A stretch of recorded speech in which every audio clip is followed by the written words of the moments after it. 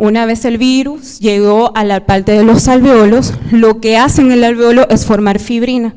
¿Qué es la fibrina? La fibrina es una proteína encargada de formar y desintegrar los trombos. Entonces lo va acumulando ahí.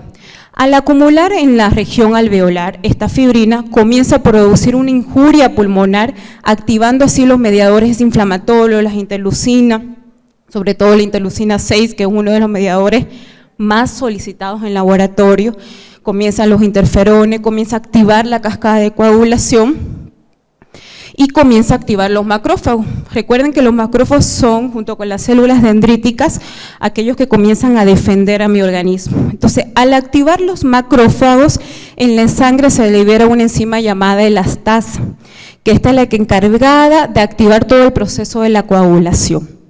Una vez ocurre esto, comienza el daño a nivel endotelial, donde se activan los factores von Willebrand. Acuérdense que los factores von Willebrand son los que activan las plaquetas, para que se forme el tapón plaquetario, se active la hemostasia primaria. Luego comienza lo que se llama tromboinflamatorio, de ahí, por la activación del factor von Willebrand, la activación de las plaquetas, de la fosfatidilcerina, que hacen esta formación del trombo. Paralelamente, también desencadena el proceso inflamatorio. Aquí es donde el paciente comienza a presentar hipoxia. Entonces, ¿cuándo fue los primeros o cuáles fueron los primeros estudios que dijeron sí, realmente el paciente forma trombos? Pero para que se pueda hacer estos estudios necesitábamos hacerle biopsia.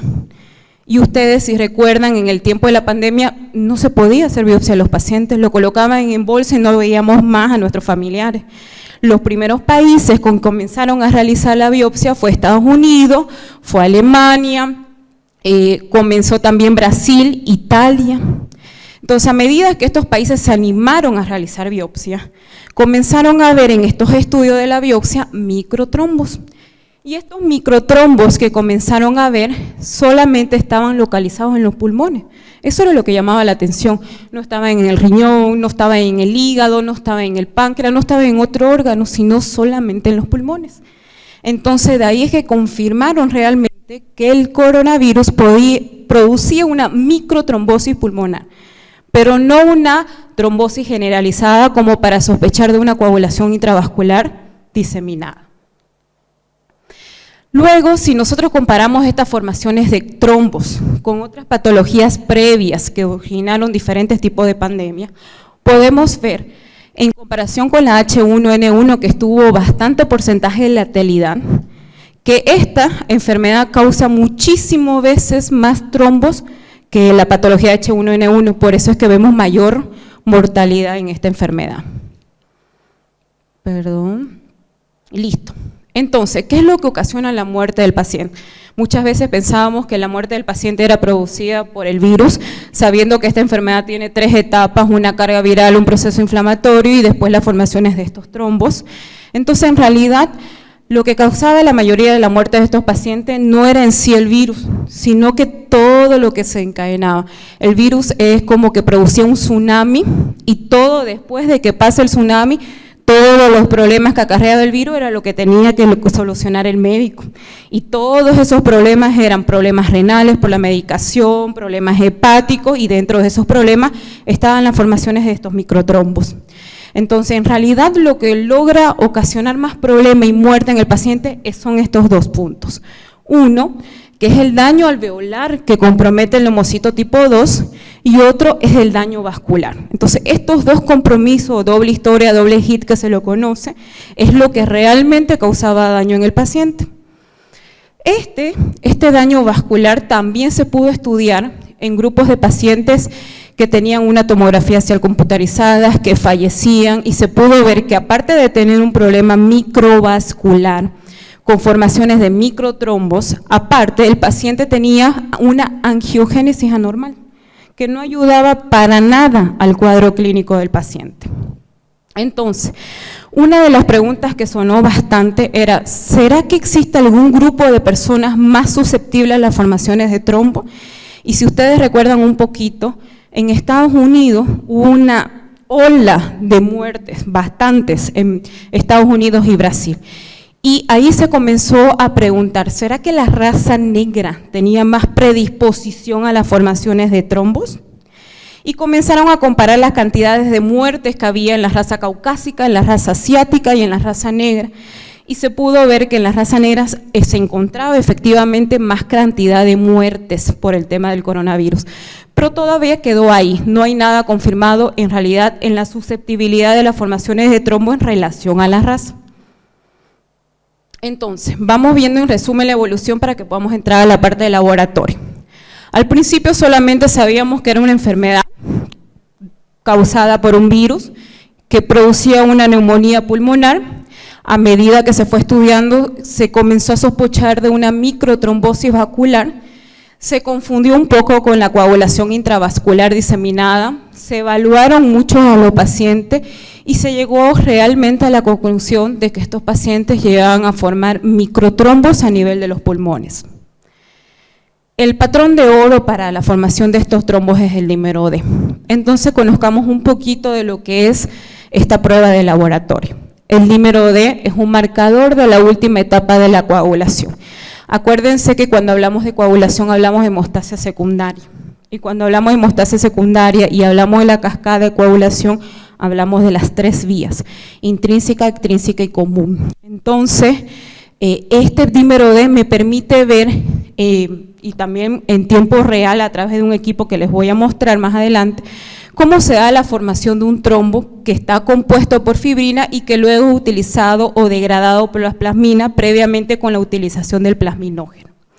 Este dímero D tiene una vida media de 6 a 8 horas y nos permite evaluar la última etapa de la cascada de coagulación y también la tercera parte de la hemostasia. Recuerden que la hemostasia es un equilibrio entre dos extremos.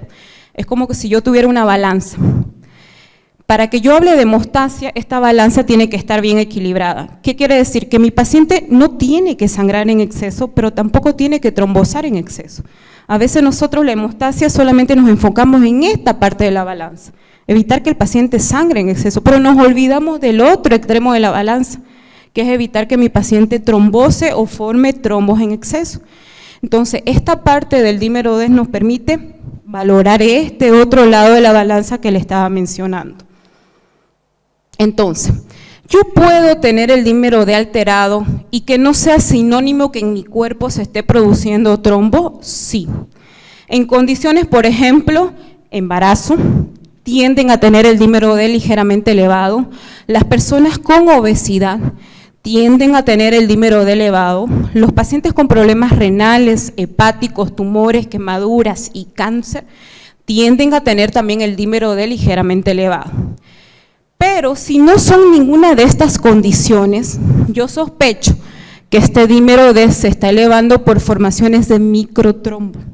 Y de acuerdo a la técnica o el método de laboratorio que se aplique, voy a tener mi valor de referencia. Bueno, este es el equipo que yo les mencionaba, no lo tenemos lamentablemente en Bolivia, se llama tromboelastograma. Este equipo me mide en tiempo real cómo se está formando un trombo y cómo se está desintegrando un trombo. Este equipo de tromboelastograma, si ustedes han tenido la oportunidad de ver un Coulter, que es para procesar hemograma, tiene el mismo tamaño, es un equipo automatizado, lo manejo con muestra de sangre citratada, me cubre 3 etapas, EXTEN, si ustedes pueden leer, que me valora la vía extrínseca, ICTEM, que me valora la vía intrínseca, y la FIFTEN, que me valora todo lo que es fibrinógeno y plaqueta. ¿Eso qué quiere decir? Me cubre todo el proceso de la hemostasia. Ahora, fíjense, este trombo, a medida que yo coloco la muestra al equipo, el equipo me proyecta en la pantalla, como ustedes pueden ver ahí, cómo se va formando el trombo. Y de acuerdo a dónde esté la falla, porque esta formación del trombo tiene un límite superior y un límite inferior. Si yo veo en la pantalla que está sobrepasando los límites que me muestra el equipo, yo puedo ahí sospechar que hay un problema en la formación de ese trombo. Y de acuerdo a qué parte del trombo se está alterando, yo puedo saber si el problema es fibrinógeno, si el problema es plaqueta, si el problema es factores de coagulación, si el problema es fibrina. Y de acuerdo a eso, de lo que me muestra el equipo, yo como médico, como la parte de hemoterapia, decido qué colocarle al paciente. Si le coloco plasma, donde están los factores de coagulación, si le coloco plaqueta o si solamente le coloco fibrinógeno. Entonces, este es un equipo que ayuda bastante. Ahora, ¿cómo es un trombo normal en este equipo? Como lo pueden ver en la parte derecha superior, ese es un trombo normal. Presenta la parte rosada, la parte azul y la cola. Ahora, ¿cómo? Ahí están, fíjense cómo se van formando los trombos. ¿Cómo es un trombo? Cuando yo tengo un problema en la trombosis, en este caso en los pacientes con COVID. Fíjense, el trombo está pasando las líneas límites y encima no tiene la cola. ¿Qué quiere decir? Este trombo está persistiendo y no se está desintegrando. La cola que me forma este trombo en este equipo es el que me dice a mí, perfecto, tu trombo se formó porque necesito que se forme, pero también se desintegró. En cambio, en pacientes con COVID no se desintegra, la cola no aparece. Eso me está demostrando que el trombo está persistiendo. Tres cosas también vamos a ver muy importantes en el proceso de la evolución del paciente. Cuando el paciente está severo, vamos a ver que la carga viral constantemente sube. Cuando el paciente también está en un cuadro clínico, vamos a ver que los mediadores inflamatorios como la interleuquina 6, la prueba de PCR, la ferritina y el dímero D constantemente están subiendo. Pero cuando el paciente comienza a mejorar, esa curva también tiene que mejorar. Entonces los laboratorios también me van a demostrar mejoría. ¿Qué quiere decir eso? El dímero D comienza a bajar, la ferritina comienza a bajar, la proteína C reactiva comienza a bajar. Entonces, de manera general, ¿cuáles son los laboratorios que vamos a ver más alterados en estos pacientes? Comenzamos con el dímero D, por supuesto, porque es uno de las pruebas de pronóstico. Si ustedes quieren ver cómo está evolucionando su paciente, deberían pedir como protocolo 3 laboratorios: dímero D, ferritina y proteína C reactiva cuantitativa. Si esos laboratorios están fuera de su rango normal y su paciente está respondiendo al tratamiento, y ustedes hacen un control que normalmente lo deberíamos hacer cada 48 horas, ustedes van a ver cómo estos laboratorios comienzan a normalizarse. Luego tenemos la plaquetopenia. ¿Es frecuente las plaquetas bajas en estos pacientes? En pacientes severos, fíjense, que solo el 5 al 20% presentan plaquetas por debajo de 150.000. Y en pacientes no severos, solo el 4%. ¿Qué quiere decir esto? Que no es frecuente encontrar plaquetas disminuidas.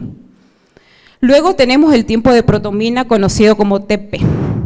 El problema del COVID no es en los factores de coagulación, sino en las formaciones de estos trombos. Entonces, por eso es que ustedes pueden ver que solo en pacientes severos se puede alterar hasta el 13%, y en pacientes que no están con un cuadro severo, el TP solamente se altera en el 3%. O sea que el tiempo de protomina lo vamos a tener normal en la mayoría de los pacientes que no estén internados. Tiempo parcial de tromboplastina activada. Recuerden que esta prueba es muy importante para valorar la vía intrínseca del paciente, y el tiempo de protomina para valorar la vía extrínseca. El TTPA no lo vamos a encontrar alterado en pacientes que no estén severos, no se altera. Pero en pacientes que estén severos, un mínimo de 6 al 26% de estos pacientes se ve acelerado este tiempo. Linfopenia. Normalmente en un hemograma vamos a encontrar una leucocitosis, una linfopenia y una neutrofilia. Eso es característico del hemograma en los pacientes con COVID. Es de moderada a severa. El fibrinógeno, en esta enfermedad comienzan a subir los niveles de fibrinógeno. Y por último, una BCG y un PCR por arriba de sus referencias normales. Creo que es acá. En resumen, vamos viendo. Los pacientes con COVID tienen un estado de hipercoagulabilidad. Estos pacientes forman microtrombos a nivel pulmonar. Su recuento de plaquetas es tan normal, su fibrinógeno aumenta bastante, el dímero D también, su BCG se acelera, su proteína C reactiva también es aumentada y se altera su tromboelastograma. No sé si han escuchado mucho el tema del uso de la heparina. Tenemos heparina de alto peso molecular y heparina de bajo peso molecular. Una de las más utilizadas con nombre comercial es la enoxaparina, por ejemplo, que también se las voy a mostrar ahora. ¿Por qué utilizan la heparina, la enoxaparina, si ustedes quieren llamar? ¿Para evitar las formaciones de trombos? Sí, pero fíjense que no solamente eso es su beneficio de este medicamento, sino que tiene efectos antiinflamatorios, sino que también tienen efecto inmunomodulador que me ayuda a la carga viral que está pasando el paciente, y efecto en la angiogénesis. ¿Se acuerdan que los pacientes con COVID tenían una angiogénesis anormal? Entonces, este medicamento me ayuda en todo este proceso que el paciente está sufriendo en el tema del coronavirus. Pero no es utilizarlo por utilizar, no es que estoy en casa y lo utilizo, tiene que hacerse seguimiento de esta medicación y para eso existen protocolos. Estos protocolos dicen que de acuerdo al aclaramiento de la creatinina, quiere decir esto del funcionamiento renal, es como yo voy a utilizar este medicamento. Uno de los más utilizados es la enoxaparina, que la dosis a utilizar es, si yo tengo pacientes menos de 80 kilos, utilizo 40 miligramos cada 24 horas, de una forma profiláctica. Ahora, si mi paciente se llega a complicar y sus dímeros comienzan a subirse 3, 4, 5, 6 veces y no lo puedo controlar, ahí yo utilizo 600 miligramos cada 12 horas o cada 24 horas, dependiendo del cuadro clínico del paciente y sus laboratorios.